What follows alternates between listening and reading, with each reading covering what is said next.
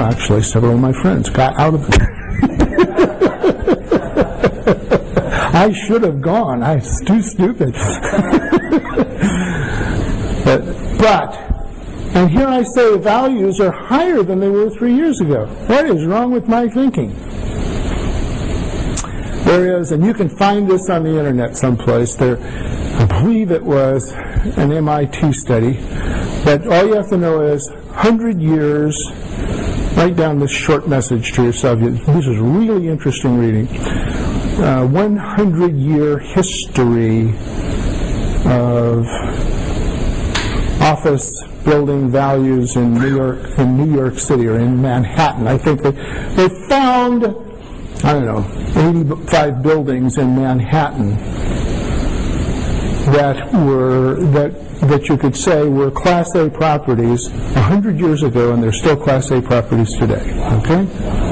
And they tracked them. They found out what they sold for at various times and so forth.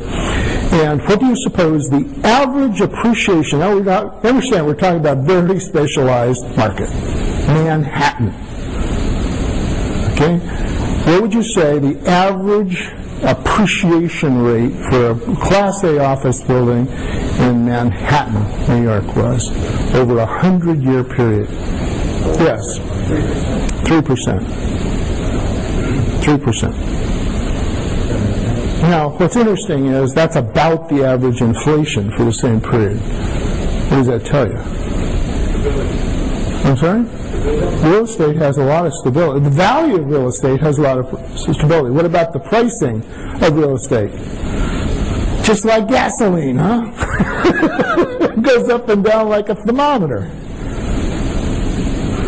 So if you are buying based on price, then what you think you're doing is that's just like playing the stock market. You think you can pick the swings, sell high and buy low. You're nuts. According to, I don't know, Warren Buffett, he says you can't do that. You can't buy low and sell high. What you got to do is buy value. You can sell high. But catching the swings is a very chancy business, whether you're talking about the stock market or real estate. I was teaching in Las Vegas, Nevada, about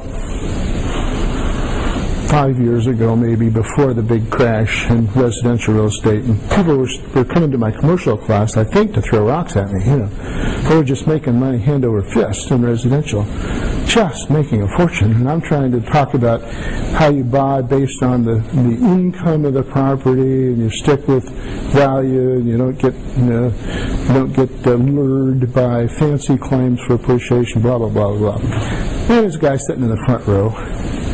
What's your name? Demetrius? Demetrius. Sitting where Demetrius is sitting, and he's got a very smug, bored look on his face, and finally says to me, this is nuts. He says, this is a waste of time. He says, in Vegas, the appreciation rate on houses is 30%. I don't know how you touch that in the commercial market. I said, well, how long has it been 30%? And Demetrius says, I don't know what his name was. He says, well, it's been that way for a long time. I said, how long? He said, at least 10 or 15 years. I said, well, let's see. I've been teaching every year, sometimes 2 or 3 times, in Las Vegas, and I know this city.